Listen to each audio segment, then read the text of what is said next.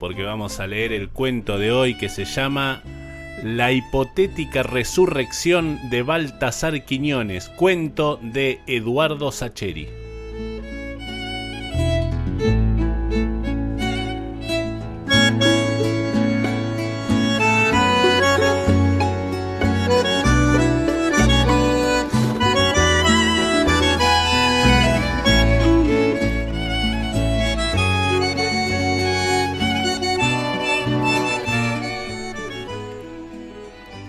Cuando la discusión empezó a acalorarse y algunos gritos destemplados rompieron como un ladrillazo los cristales blancos de la siesta, dejé de escribir y levanté la vista. A esa hora, y con ese calor, en el bar no había más de una decena de parroquianos.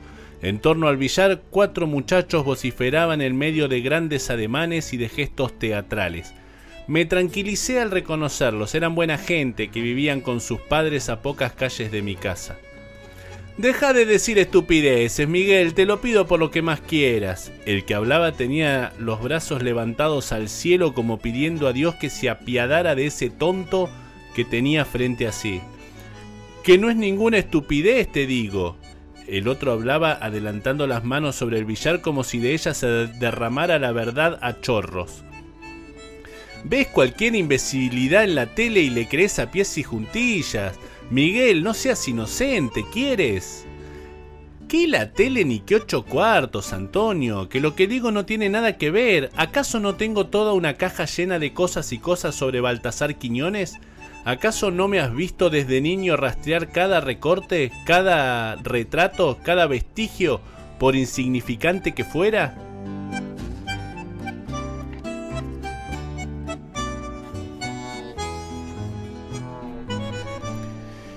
Y por eso te digo lo que te digo, hombre. Estás tan embotados con esas teorías sobre Baltasar que apenas cualquier idiota aparece diciendo porquerías en la tele, tú sientes que por fin alguien te entiende, muchacho. Yo había amagado con retomar la escritura. Cuando salgo de mi trabajo en el registro, paso por allí y escribo los que llamo mis apuntes inútiles, hasta que el plomo del sol se apacigua y me permite volver a casa y sentarme en la galería fresca a tomar café y platicar con Magdalena. Pero cuando escuché el nombre de Baltasar Quiñones comencé a prestar atención. Aquel al que habían llamado Miguel resoplaba con los brazos apoyados en el borde del tapete, buscando aliento para serenarse. Era un muchacho joven de no más de 20 años, moreno y pequeño. El otro, el tal Antonio, era algo más alto, de cabello castaño claro y nariz ganchuda. Era una nariz inusual para nuestros pagos serranos, en los que casi todos tenemos narices chatas y anchas que nos vienen de nuestros antepasados indios. Enseguida Miguel retomó la discusión.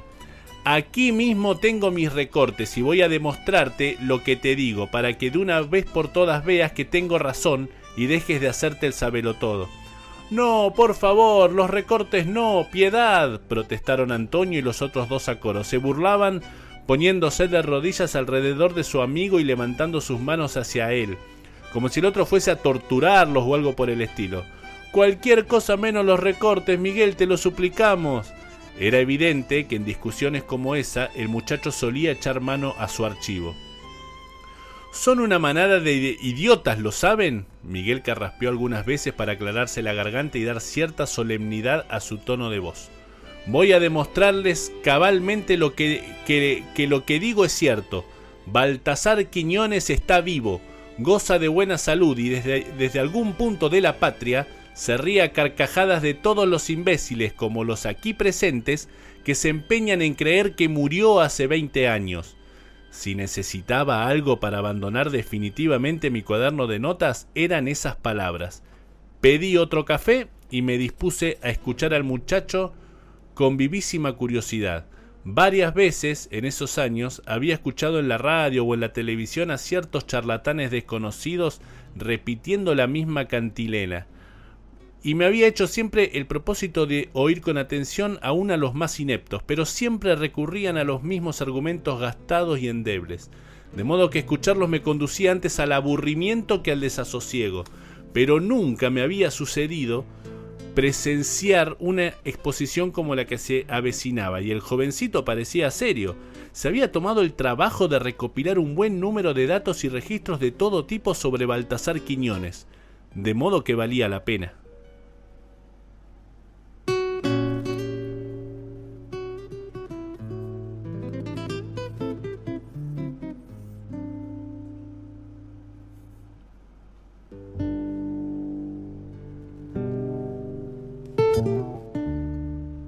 El nuestro es un país muy pequeño y aún más pobre. Amamos al fútbol hasta la adicción, hasta la enfermedad, hasta la saturación. Un país pequeño, pobre y casi desconocido, si no fuese precisamente por Baltasar Quiñones, el mejor jugador de fútbol de todos los tiempos. Por lo menos eso se piensa aquí. Baltasar nació en una aldea rural en 1950, debutó en primera división a los 15 años. Su equipo, gracias a sus goles, se coronó campeón durante 5 temporadas consecutivas. En 1970 fue vendido a Europa en una cifra similar a la mitad del Producto Interno de mi patria para ese entonces. Jugó allí 10 temporadas en medio de un éxito resonante. Hasta consiguió que mi país clasificara para un campeonato del mundo, un milagro si se consideran lo exiguo de nuestros recursos y las limitaciones de nuestras habilidades. Sin embargo, no pudo jugarlo a raíz de una fractura que lo tuvo 6 meses en cama. En sus años europeos, Baltasar no perdió el tiempo, entendiendo que la vida le había brindado una oportunidad única, se dedicó a educarse con el mismo tesón que ponía en los entrenamientos. Eligió un tutor francés que, si dejó de lado para economizar tiempo las ciencias matemáticas y naturales, lo educó pacientemente en las humanidades y las ciencias del espíritu. Y no fue un esfuerzo inútil. Antes de cumplir los 25, Baltasar había sido capaz de rendir libres sus estudios secundarios, y por su porte y su léxico, bien podía pasar por un joven de clase media acomodada, educado en alguno de los buenos colegios confesionales que tenemos en la capital.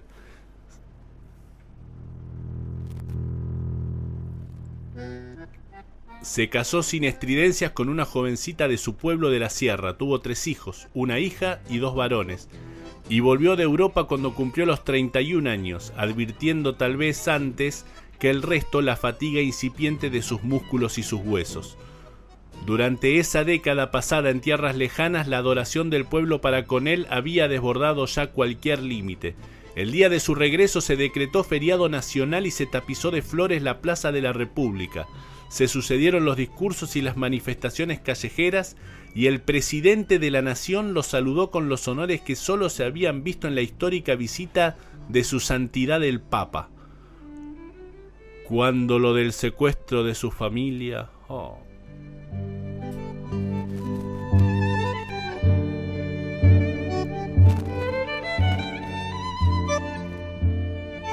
El país entero estuvo en vilo durante 9 días con el alma pendiente de un hilo. La televisión transmitía comunicados gubernamentales en los cuales se daba cuenta de los avances del caso. Los diarios publicaban enormes fotografías de su mujer y sus hijos y ofrecían fantásticas recompensas a quienes suministraran datos fehacientes para hallarlos sanos y salvos. El presidente de la nación convocó para el rescate a una fuerza norteamericana especializada que llegó montada en 6 helicópteros monumentales. Sé que Quiñones pasó los 9 días sentado en una silla mirando una pared blanca y rezando rosarios. La culpa le comía las entrañas. No solo era el hombre más célebre de mi patria, también era el más acaudalado. ¿Cómo había sido tan cándido de ignorar el peligro? ¿Cómo había sido tan estúpido para volver al país, a nuestro pobre, a nuestro miserable país, sin tomar en cuenta el tamaño fabuloso de su riqueza? En 9 días no probó bocado, apenas aceptó agua de vez en cuando y dormitó algún que otro rato sentado en esa silla frente a esa pared blanca.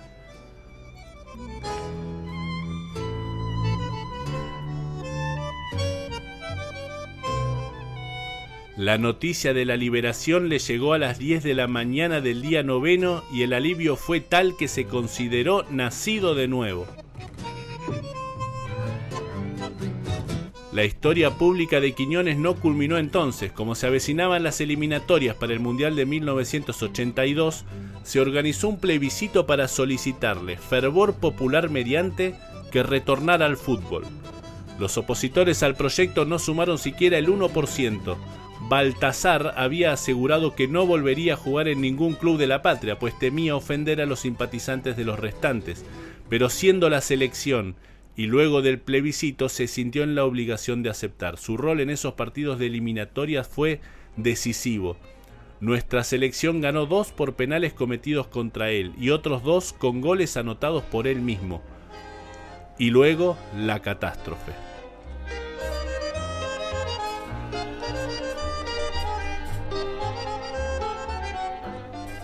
La que el gobierno definió como la peor desgracia jamás sufrida por la patria desde su independencia. El accidente aéreo sobre la cordillera al retornar del partido contra Costa Rica, toda la selección y el cuerpo técnico, el duelo nacional por todos los muchachos. Es cierto, pero el dolor inocultable, el desgarramiento, el vacío imperecedero por Quiñones. A los 32 años, 1 mes y 12 días de vida, capricho inconsolable del destino. Después, la semana de duelo, el mausoleo, el entierro con pompas idénticas a las de nuestro último dictador vitalicio, el feriado nuevo el 10 de mayo por el aniversario de su nacimiento, las calles y los hospitales con su nombre, la condecoración póstuma a sus deudos, su joven viuda y sus 3 niños ocupando páginas y páginas de nuestros semanarios, desgarrando el alma del país entero con sus rostros de huérfanos célebres.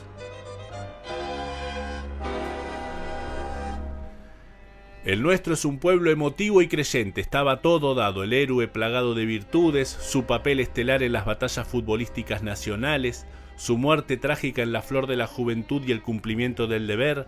Bastó que un par de ancianas declararan haber sido sanadas de males incurables a partir de la mediación celestial de Baltasar para que el lugar del accidente aéreo se convirtiera en un altar de peregrinación, para que proliferasen las estampas, para que brotaran de la nada las velas con su nombre grabado en doradas letras góticas, para que los retratos ganaran las paredes de las casas y los cristales de los buses, de los camiones y de los automóviles. Varios escritores mediocres se llenaron los bolsillos publicando biografías suyas, y el gobierno emprendió la filmación de un largometraje épico sobre la vida y tragedia del prócer, que se estrenó con toda pompa en el aniversario de nuestra independencia.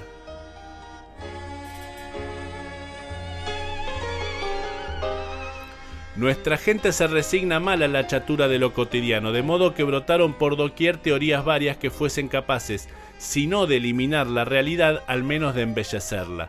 Se dijo entonces que el avión había sido víctima de un atentado dinamitero encargado por el gobierno, ya que nuestro actual presidente vitalicio temía que Baltasar fuese elevado a la presidencia perpetua por aclamación popular. Una variante de esa teoría aducía que los responsables del atentado eran en realidad miembros de la CIA, porque nuestros rivales en las eliminatorias habían conseguido el apoyo norteamericano para clasificar al campeonato mundial. Y Baltasar era un obstáculo insalvable. Cuando llegó el informe oficial que declaraba que el accidente se había debido a un desperfecto técnico, cosa bastante creíble con nuestras aeronaves obsoletas, hubo quienes siguieron insistiendo con las teorías conspirativas, pero en general los ánimos se calmaron.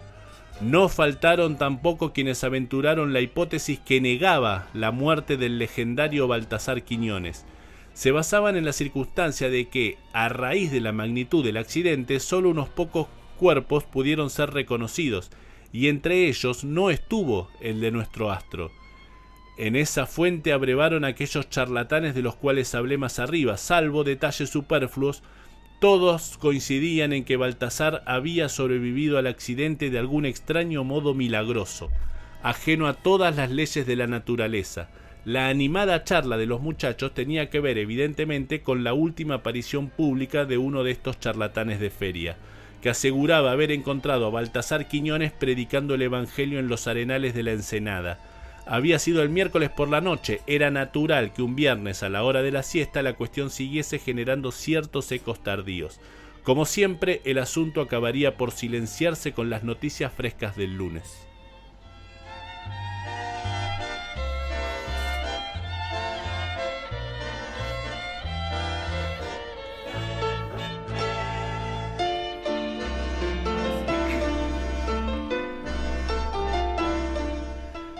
El muchacho pequeño, Miguel, puso la caja sobre el tapete del billar pese a las protestas que desde la barra y sin mayor convicción ensayó el encargado del local. Sacó de ella 2 grandes biblioratos que a duras penas lograban contener un fárrago descomunal de recortes de periódicos y revistas. Con movimientos cuidadosos casi tiernos los depositó sobre la pana verde. Era emocionante ver una devoción como aquella, porque si bien, como ya he dicho, todos en mi patria comparten ese fanatismo por Baltasar Quiñones, ese chico no tenía más de 20 años, con lo que para la época del accidente apenas acababa de nacer. Toda su admiración la había construido de mentas, con los cuentos de sus mayores y con los pocos documentales disponibles con los goles del astro, con esos papeles amarillos que había recolectado y ordenado con obsesiva dedicación.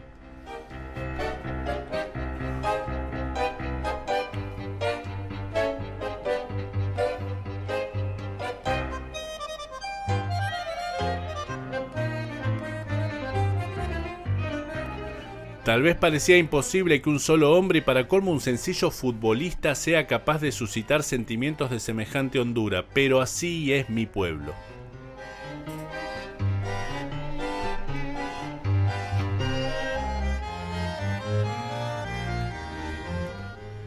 Primero, estimados ignorantes, voy a explicarles por qué Baltasar Quiñones, pese a estar tal vez con vida, no ha aparecido a la luz pública en los últimos 20 años.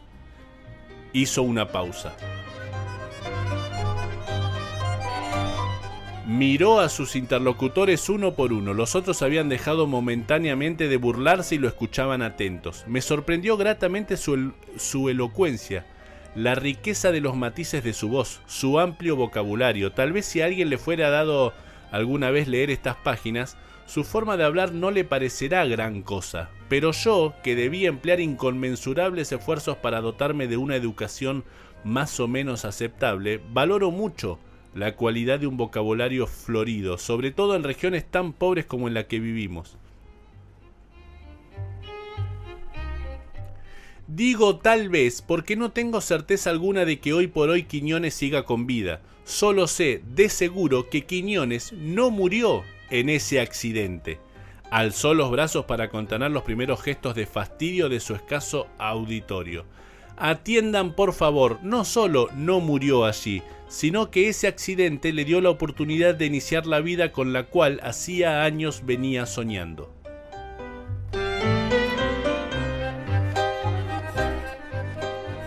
De nuevo se detuvo para dejar que sus palabras calaran en las 3 cabezas que seguían sus pasos de ida y de vuelta por el costado de la mesa de billar. Yo, por mi parte, debía admitir que sus ideas no tenían nada que ver con las especulaciones que había escuchado hasta entonces. Tengan en mente esta noción esencial. Baltasar encontraba difícil vivir en nuestra patria. Nosotros éramos unos críos entonces, pero imagínate, Antonio, cómo salir con amigos, cómo asistir a conciertos, a restaurantes, cómo llevar a los niños al parque, cómo evitar un enjambre permanente de fanáticos a su alrededor. Supongo que viviendo retirado en una mansión grande como un estadio, Miguelito, contestó Antonio. Error, amiguito, error. Baltasar, aquí Miguel abrió uno de los biblioratos en una página ya señalada y levantó un recorte con la diestra. No se sentía a gusto en lugares exclusivos, ni le agradaba codearse con personas ricas y elegantes. Eso lo dices tú para que tu héroe parezca un Robin Hood, niño inocente. De nuevo te equivocas, Antonio. ¿Recuerdas que mi primo mayor Roberto viajó a Europa el pasado enero? Pues le encargué que se diera una vuelta por la casa que ocupó Baltasar mientras estuvo en Milán. Y adivina qué encontró. Un departamento sencillo en un barrio sencillo. Y entonces, no me negarás que para ese entonces ya era el hombre más rico del país, ¿no es cierto? Pues lo haría de tacaño, Miguelillo. Los otros 3 rieron.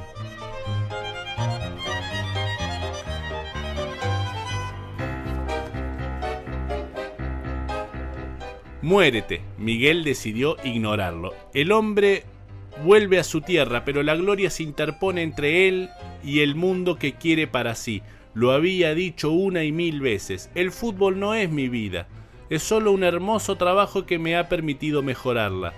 ¿Te das cuenta, niño? ¿Te das cuenta? Baltasar quiere vivir tranquilo y quiere hacerlo en su país. No quiere ser un exiliado de lujo en los barrios altos o en un país europeo o en la misma Norteamérica. Los otros habían vuelto a callar. ¿Comprenden? El hombre vuelve rodeado de gloria, pero no tiene un solo árbol donde guarecerse del sol del amor público. ¿Cuáles son sus ambiciones? Tomemos un recorte al azar. Aquí está, a ver. Seminario La Hora, publicado en Santa Catalina, febrero de 1981, 4 meses antes de su desaparición. Tú me dirás que soy fanático, José, pero una vez tuve oportunidad de hablar con el periodista que hizo esta nota. Ahora es un cincuentón con cara de murciélago triste. Pero cuando le pregunté por esta nota se le iluminaron los ojos. Me dijo que Quiñones era un señor como no quedan, que el semanario para el cual escribía era una publicación de mala muerte de aquella región perdida, pero que Baltasar jamás despreciaba a quien lo convocaba para un reportaje. Agregó que lo invitó a su casa a la hora en que su mujer y sus hijos hacían la siesta. No lo tome a mal, pero no quiero robarles a los niños y a María más horas de las que les arrebaté todos estos años.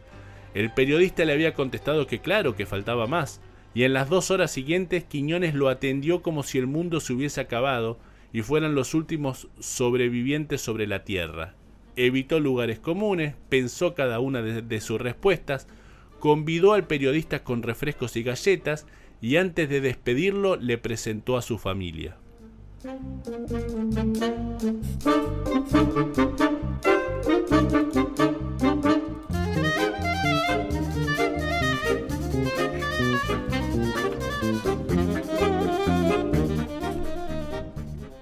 Cuando Miguel hizo una nueva pausa, pasé mis ojos por los de los 3 improvisados alumnos. No había burla en sus miradas.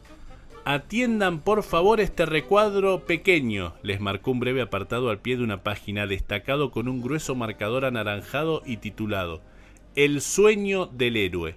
El periodista interrogaba al astro sobre qué deseaba hacer ahora cuando su retiro era cuestión de un par de años a lo sumo. Quiero vivir tranquilo, respondía la estrella. Quiero un pueblo tranquilo donde mis hijos crezcan sanos, donde yo consiga un trabajo modesto y silencioso. Creo que eso es todo. ¿Me van siguiendo? Un hombre que no soporta la fama y que solo desea un futuro pacífico y anónimo. El periodista le pregunta, por supuesto, cómo piensan lograrlo. Y Baltasar es claro, responde que no tiene la menor idea. No obstante, confía en que la pasión de la gente se calme con los años. En el país han existido otros jugadores destacados y con el tiempo la fama los ha dejado un poco de lado, ¿no le parece? A lo que el periodista se permite replicar que, sin desmerecer a las viejas glorias, ninguna es comparable con usted, Baltasar Quiñones. En todo caso, había respondido Baltasar, el asunto demorará algunos años más. Eso es todo. Miguel guardó el recorte en un sitio. ¿Continúo? Los otros seguían mirando atentamente. Baltasar quiere vivir en el país y quiere llevar una vida sencilla y silenciosa. Confía en que tarde o temprano la gente lo deje en paz. Sabe que no será fácil, pero algún día podrá lograrlo. Y ahí surge el problema del dinero. Baltasar Quiñones es el hombre más rico de la patria. No hablo de que tema que sus amistades y sus familiares lo esquilmen, nada de eso. Baltasar es, a su regreso, un hombre educado. No es presa fácil para los embusteros. El problema es otro.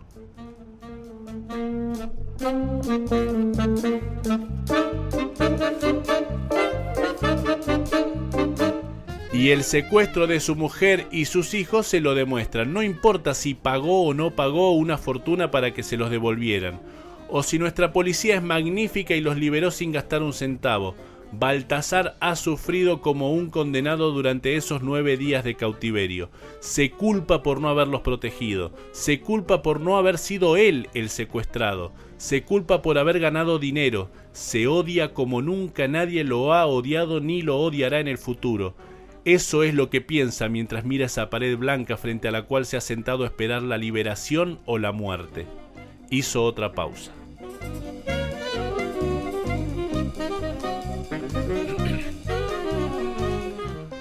Por un minuto solo se escucharon sus pasos sobre el piso de madera. Adiviné que yo no era el único que contemplaba con atención la escena. Los 4 o 5 parroquianos que se hallaban desperdigados por el local estaban absortos en el discurso del muchacho. Cuando su familia aparece, toma a su mujer y a sus 3 niños y se manda a mudar de la capital, pero no es una solución. Su pueblito de la sierra siempre será demasiado pequeño para que quepa en él toda su fama. Vuelve a la ciudad solo cuando la última convocatoria para el seleccionado, pero para el caso da igual. Vean las fotos de esa época. Por primera vez, Baltasar Quiñones es un hombre triste. ¿Lo ven aquí, en esta? Bajando del avión que lo trae del partido en Guatemala. ¿O en esta otra, en la entrega de premios a los deportistas de la década del 70? Baltasar Quiñones está preso de su gloria y de su dinero, precio de la gratitud de 5 millones de compatriotas que siguen esperándolo todo de él, preso de su decadencia física, esa decadencia que los demás no conocen aún porque su genialidad le permite ocultarla y porque su entereza le obliga a exigirle a su cuerpo esfuerzos insoportables. Esperó un minuto, Miguel. Ahora la voz de Antonio no era burlona, sino reflexiva y profunda. ¿Recuerdas esa película que veíamos todos los años en la escuela? Hablo de esa en la que Baltasar aparece entrenando con la selección poco antes del accidente. Pues bien, ¿recuerdas que Baltasar Quiñones, shoteando desde la medialuna del área, hace rebotar la pelota 10 veces seguidas en los palos? ¿Recuerdas la forma en que la pelota le vuelve más o menos al mismo punto? Y que él, sin acomodar el balón ni siquiera un poco, vuelve a mandarla a los postes una vez y otra vez como si tal cosa. Entonces, ¿de qué decadencia física me estás hablando, niño? Si Baltasar Quiñones a los 32 era más jugador y más hombre que todos los potrillos que le han pegado una pelota desde entonces hasta esta mañana. Antonio se había puesto de pie mientras hablaba. Se veía que no era demasiado distinto de Miguel, tal vez su carácter no lo inclinaba a la alocada y utópica búsqueda de vestigios emprendida por su amigo, pero en sus ojos se advertía esa misma admiración ciega, absoluta, completa. Yo me los imaginé a ambos vestidos de colegiales, sentados en el piso del salón de actos, saliéndose de la vaina porque terminara de una vez por todas la propaganda oficial de Hechos Nacionales y empezara de una buena vez Baltasar Quiñones, el orgullo de la patria. Y a juzgar por la cara de los otros 2 muchachos, tenían guardadas las mismas imágenes en el mismo rincón de sus almas. Baltasar Quiñones danzando con una pelota, disparando a los arcos como si tuviera un cañón teledirigido en la pierna izquierda, eludiendo rivales como si fueran estatuas de sal. Como quieras, siguió Miguel, pero tú no estabas dentro de sus rodillas, de sus tobillos, de sus pulmones. Baltasar era un hombre demasiado inteligente como para creerse todo lo que decían de él. De acuerdo, Miguel. El que habló era Damián, uno de los 2 que hasta entonces se había mantenido en silencio. Tenemos que Baltasar quería una vida distinta a la que tenía, te lo concedo, pero ¿qué tiene que ver eso con el accidente? A eso voy, criatura, a eso voy. Miguel lucía una expresión satisfecha. Los tenía a los otros discutiendo y sopesando sus argumentos, pero ninguno impugnaba la verosimilitud de lo que había dicho hasta el momento. Podemos coincidir, prosiguió, en que, de haber tenido una oportunidad, Baltasar hubiese con gusto abandonado su gloria, su trascendencia, su fama, para refugiarse en una vida anónima. No hablo del cómo, ya llegaremos a eso. Digo, si se hubiese dado la ocasión, dijo remarcando palabra por palabra. ¿Es posible? Está bien, muchacho, está bien. Antonio se veía ahora ansioso de seguir adelante. Pues entonces, ¿parecer muerto no es una excusa inmejorable para lograrlo? Te olvidás de lo que fue ese accidente, del modo en que quedaron los cadáveres, de la velocidad del impacto. Ahora, si te pareces al charlatán televisivo del otro día... No, criatura, no te precipites. No digo que Baltasar no murió en ese avión. Miguel extrajo un recorte que tenía guardado en el bolsillo de la camisa, como si fuese demasiado especial para archivarlo en los biblioratos. Levantándolo, agregó: digo que Baltasar no subió a ese avión.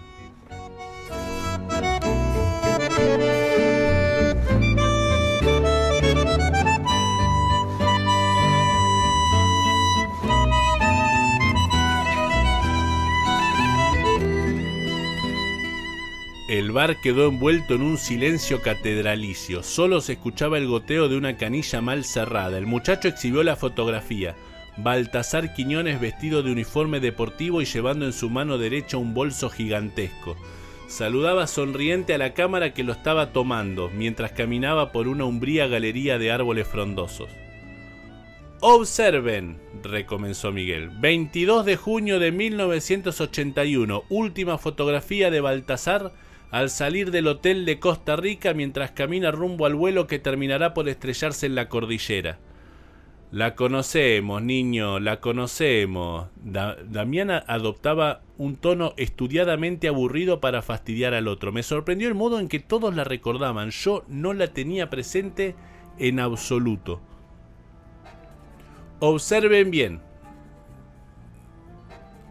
Observa bien, Damián. Observen todos lo que tienen ante sus narices.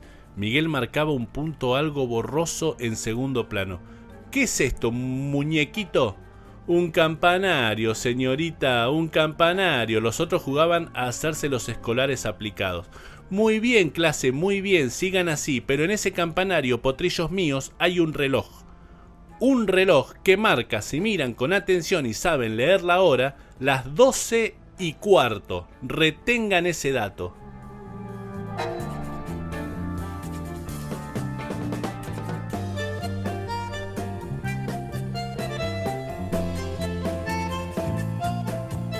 Miguel volvió hacia sí el recorte para leer el epígrafe.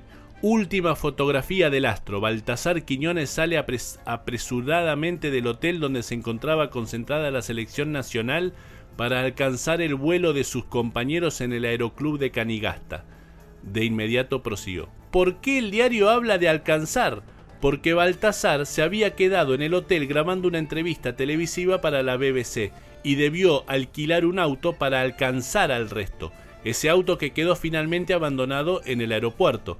¿Me siguen hasta aquí? Pues bueno, lo cierto es que el aeroclub donde se despegó el catafalco aquel queda en Canigasta y el hotel en Cerrillo. ¿Saben a qué hora despegó el avión?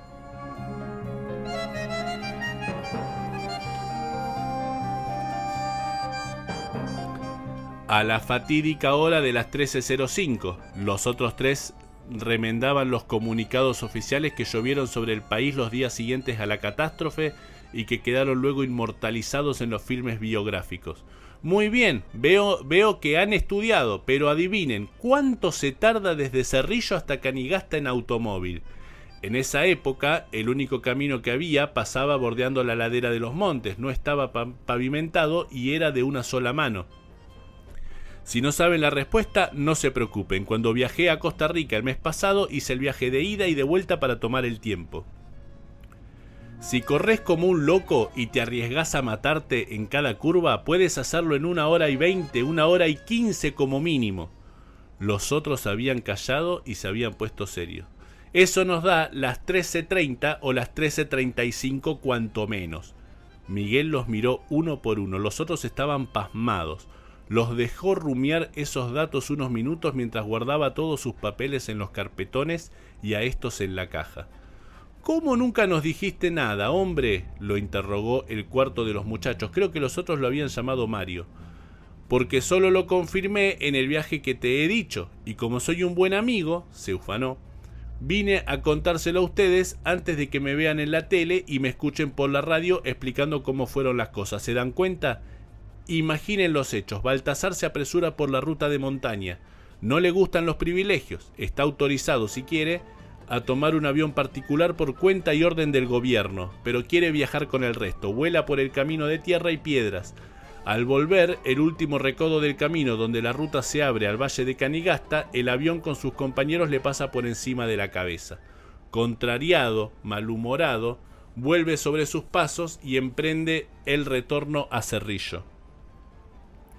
Por la radio, antes de llegar, escucha las primeras noticias de la tragedia. Horrorizado, detiene el auto y baja para tomar aire y ordenar sus emociones. Llora, eso es seguro, por todos sus amigos que iban a bordo, llora por todos, pero ¿se imaginan ustedes las lágrimas por Benito Paredes, por Juan Lozada, por el Balín Zambrano? Un pensamiento lo asalta, su familia. Su mujer debe estar desolada. mientras el teléfono suena sin cesar. Los niños, pobrecitos, deben estar aún durmiendo la siesta. Debe llamar de inmediato y avisar que está con vida. Es en ese instante cuando la idea lo atraviesa como un relámpago. En medio del dolor por sus amigos muertos, una luz de milagro se abre en el horizonte. No solo ha sobrevivido, Dios le ha dado las herramientas que necesita para construir la vida que ha soñado.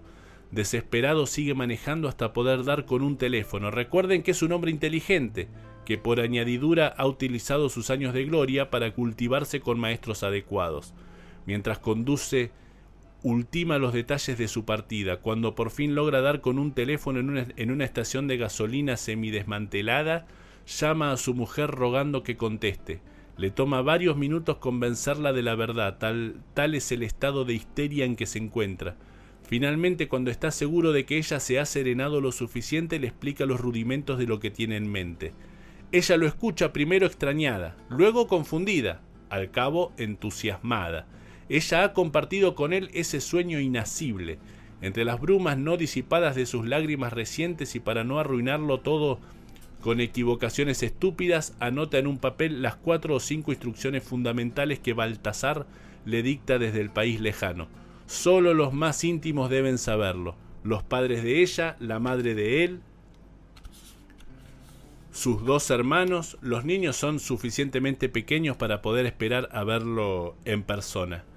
Cuando cuelga, Baltasar no tiene tiempo que perder. El encargado del sitio lo mira con cierta atención, pero el crack no se preocupa. El tipo está borracho y como mucho recordará con vaguedad a un hombre vestido de deportista asombrosamente parecido a ese futbolista extranjero tan conocido, Quiñones, que acaba de matarse en un accidente aéreo. Vuelve a dejar el auto en el autódromo desierto. Llega apenas a tiempo para evitar el enjambre de reporteros gráficos que en los días siguientes fotografiarán hasta el cansancio ese carro abandonado. Consigue otro y conduce sin tregua todo el día y toda la noche. Cruza la frontera con Nicaragua al amanecer. En ese país la guerra entre Somoza y los sandinistas todavía no se ha aquietado. No es difícil conseguir documentos falsos por unos pocos dólares, y Baltasar los tiene en abundancia. Hundido en un hotelucho espantoso, observa sus funerales célebres mientras se afeita la cabeza y se deja crecer la barba y el bigote.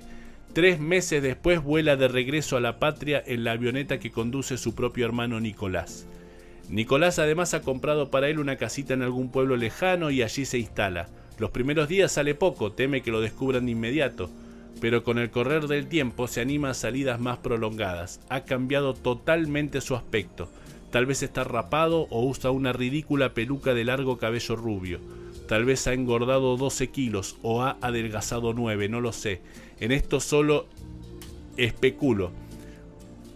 Cuando está seguro de sí, consigue un trabajo como maestro en un pueblo.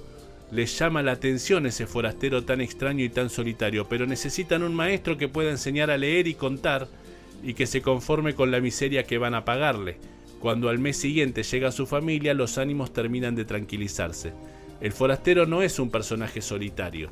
Ahora se ha establecido, ha traído a su familia consigo. Tiene una mujer bella y 3 niñitos hermosos. Tal vez se trate de uno de esos universitarios que han tenido dificultades con el gobierno de nuestro nuevo dictador vitalicio. Para el caso lo mismo da. El hombre es honrado y cariñoso, asiste a misa los domingos, no se emborracha, no golpea a su compañera. En pueblos pequeños como los nuestros eso solo lo convierte en candidato a la santidad, ¿o acaso miento? Eso es todo, amiguitos. De allí en adelante Baltasar Quiñones se dedica a vivir la vida que ha soñado. No tiene preocupaciones económicas, pues su familia administra sus bienes. Tampoco comete la estupidez de emprender gastos ostentosos que delaten su verdadero estatus. Nunca le han interesado. Su mujer es feliz de tenerlo cerca los fines de semana y de ir al cine del pueblo los sábados por la noche, sin que nadie cruce con su marido más que un respetuoso adiós maestro. Y por añadidura, Baltasar es testigo vivo de su conversión en héroe nacional perpetuo. Tal vez transita todos los días una calle con su nombre, descansa en casa en sus cumpleaños que son feriados precisamente por eso, y observa por la tele los discursos alusivos que el gobierno ensaya al pie del mausoleo que guarda su memoria. Está a salvo de todo, el tiempo ya no podrá corromperlo. Lo último que ha hecho en la vida ha sido convertir un gol inolvidable al servicio de la patria el 20 de junio de 1981 en Costa Rica.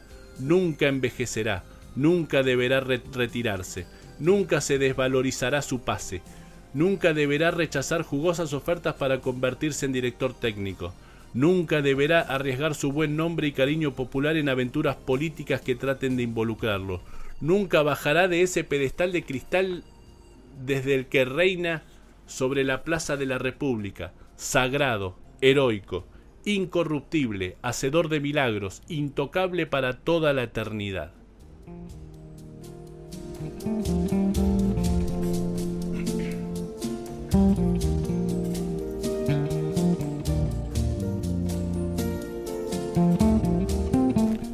Hubo un momento, cuando terminó de hablar, en el que podía palparse la telaraña mágica en la que el joven acababa de atrapar a su auditorio, pero de inmediato uno de los muchachos rompió el hechizo.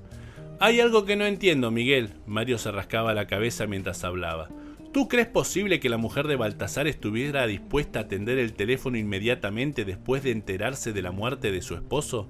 No sé, Mario, tal vez atendió otro familiar. Miguel movía las manos mientras buscaba algún argumento más contundente. Un hermano, un primo, da igual. No lo creas, Miguel, no lo creas. Hubiese bastado un grito de Baltasar, Baltasar al teléfono para que la noticia se hubiese vuelto incontenible. ¿Y cómo guardar el secreto luego? Mario terminó como para sí. No, Miguel, me parece difícil aceptar. Bueno, hay detalles que tengo que revisar. Quietos, muchachos, quietos. Ahora lo interrumpió Antonio. Yo también tengo mis dudas. Tú dices que Baltasar se refugia en un pueblo perdido, ¿cierto? Y que sus vecinos lo aceptan complacidos porque necesitan un maestro, aunque sea un joven capitalino que ha tenido dificultades políticas.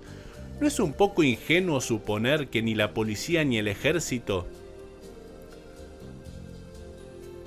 van a molestar al forastero? Digo, alguien que llega desde la nada. Antonio dejó en el aire sus últimas palabras. La expresión de Miguel iba pasando de la euforia al abatimiento. Hay otra cosa, Miguel, si me disculpas. Mario volvía al ataque, pero su tono de voz era suave, íntimo, como un intento de no dañar más las ilusiones de su amigo. Si he seguido tu explicación correctamente, y puedo asegurarte que lo he hecho, toda tu hipótesis descansa en el supuesto de que ese reloj te marca el exacto momento de la partida de Baltasar desde el hotel, ¿cierto? Cierto. El tono de voz de Miguel llevaba la cautela de quien espera un ataque furibundo. ¿Y quién te asegura que ese reloj estaba en hora, Miguel? El muchacho abrió los brazos y farfulló algunas palabras, pero era evidente que no estaba listo para esas objeciones. Es verdad, terció Damián, que hacía rato que no abría la boca. Aquí en el pueblo tenemos 3 relojes públicos, el de la iglesia, el de la escuela, el del municipio, y ninguno funciona. Lo sentimos. Antonio buscaba las palabras para no herir a su compinche, pero no queremos que te hagan pasar vergüenza en la televisión, ¿sabes? La magia que Miguel había construido acababa de derrumbarse con un estrépito de silencio. El tiempo reinició su transcurso. El encargado del bar acomodó unas copas. 2 parroquianos se movieron e hicieron crujir sus sillas. Los 4 amigos, sin embargo, permanecieron largos minutos con las cervezas entre las manos y las cabezas bajas. Por fin Antonio se incorporó de su asiento, decidido a disipar esa atmósfera de velorio. ¿Qué tal una partida, muchachos?, dijo señalando el billar. ¿Seguro, Antonio? Damián y Mario se incorporaron aplaudiendo. Los veo luego, muchachos. Miguel, apesadumbrado, había recogido sus biblioratos. Sus amigos lo tomaron de los brazos, le propinaron algún coscorrón afectuoso, lo provocaron para que aceptara un desafío al billar, pero no hubo caso. Miguel se encaminó a la puerta.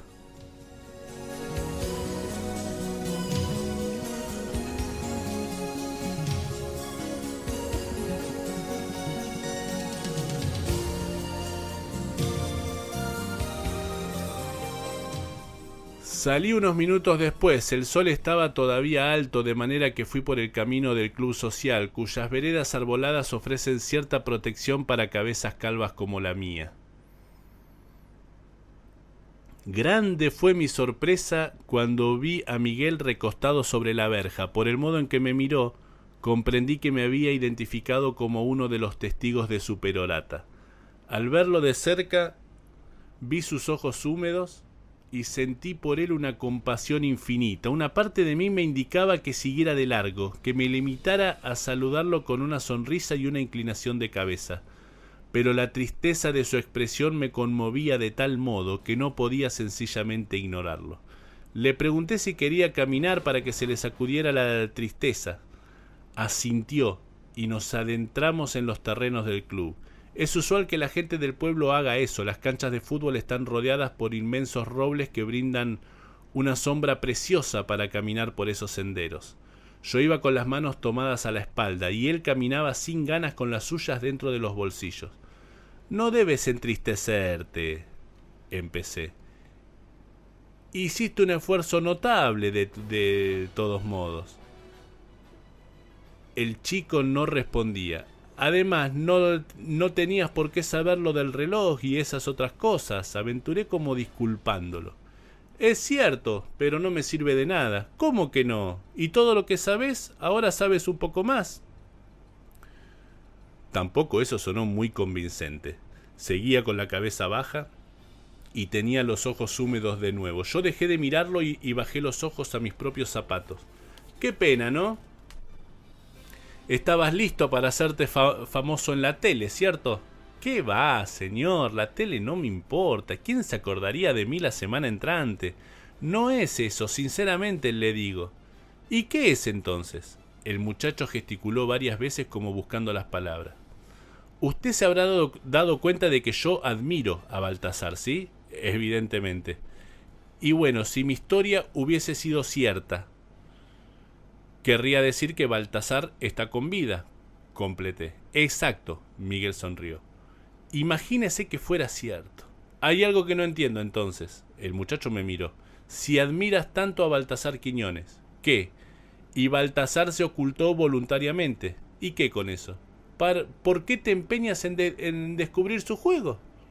El muchacho se calló. ¿No piensas que él preferiría dejar las cosas como están, con su nueva vida silenciosa como tú mismo la definiste?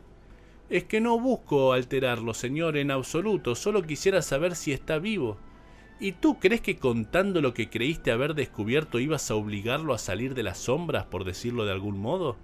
Supongo que sí, Miguel dudó. ¿Cómo habría de volver Baltasar a su existencia anónima una vez que todos sus compatriotas supieran que está con vida?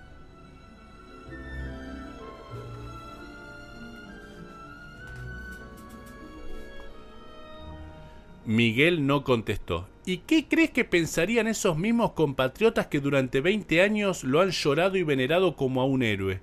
¿No piensas que lo despedazarían con el mismo fervor con el cual han idolatrado su memoria? Caminamos en silencio bajo los árboles unos 100 metros. Luego debimos salir al sol para atravesar una de las 2 canchas profesionales que quedan en camino hacia mi casa. En el fuego de las 4 ni las moscas andaban por el sitio. Por fin Miguel abrió la boca. Creo que tiene razón, entrecerró los ojos y agregó, pero me cuesta hacerme la idea de saberlo muerto ahora que me había entusiasmado tanto con esto de que estaba vivo. Seguramente seguimos caminando en silencio. Me volví a mirarlo de nuevo y me compadecí de su tristeza. Habíamos cruzado el círculo central y avanzábamos hacia una de las áreas. Advertí que allí, desperdigados en el césped, 5 o 6 balones refulgían bajo el sol de la tarde.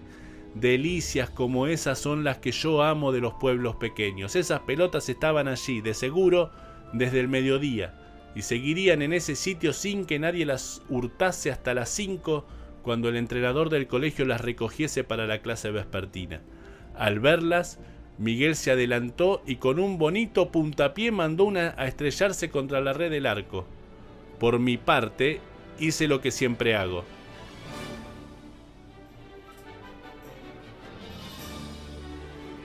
Esquivé el sitio y me encaminé hacia el lateral, pero Miguel, tal vez con ganas de sacudirse el mal sabor que traía consigo, me alcanzó otro de los balones. ¡Ahí va, señor! ¡Dele duro! Hace un poco de calor, ¿no crees? El muchacho sonrió y se volvió hacia el arco para seguir caminando, Cuando tuve la pelota en los pies, mi primer impulso fue hacerlo a un lado y seguir la marcha, pero en ese instante me asaltó un súbito presagio. Es que había algo que se respiraba en el aire de ese día cargado de casualidades infinitas, de modo que cambié de parecer. Yo estaba parado casi en el vértice del área.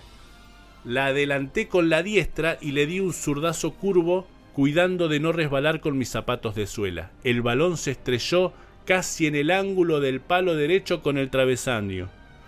¡Hombre! ¡Qué chutazo! Miguel se entusiasmó con mi puntería. ¡Pruebe otro!, añadió haciéndose a un lado. Sonreí y pegué un trotecillo hacia la media luna.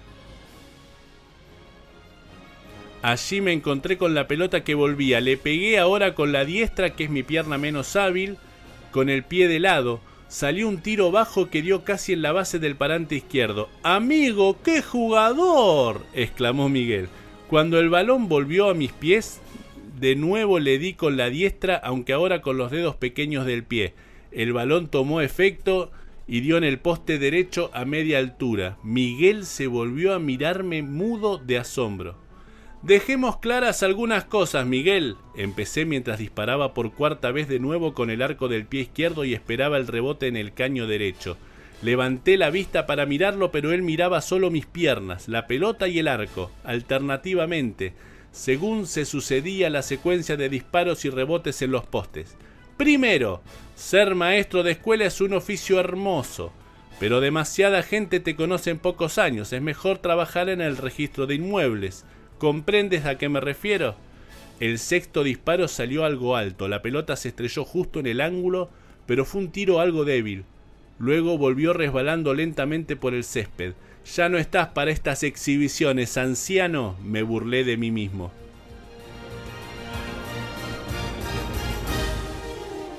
Segundo, confío en que recuerdes siempre la conversación que tuvimos. En otras palabras, confío en ti. El octavo tiro fue más ortodoxo, con la diestra a media altura y lo suficientemente fuerte como para emprenderla de inmediato con el siguiente disparo. Viéndolo tieso de asombro, de espanto, de incredulidad, viendo el modo en que su expresión iba llenándose de una luminosidad esperanzada, no pude sino echarme a reír a carcajadas.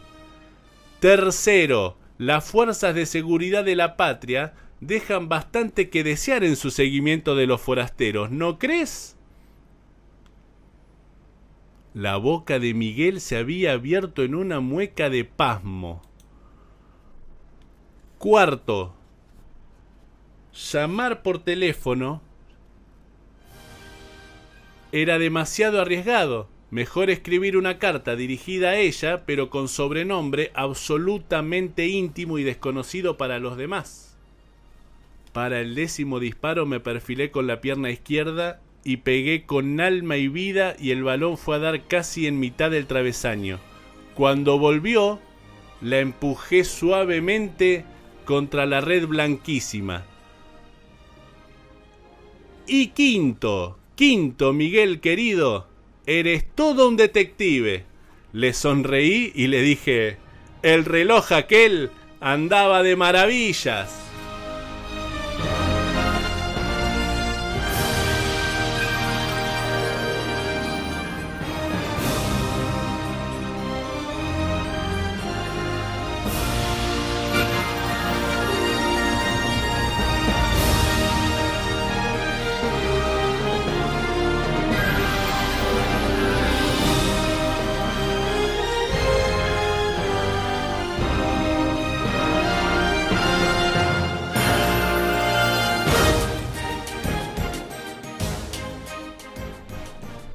¡Qué grande! Eduardo Sacheri, es una obra maestra. Su cuento se llama La hipotética resurrección de Baltasar Quiñones, en el libro Esperándolo a Tito, en el primer libro de Eduardo Sacheri. ¡Qué lindo cuento!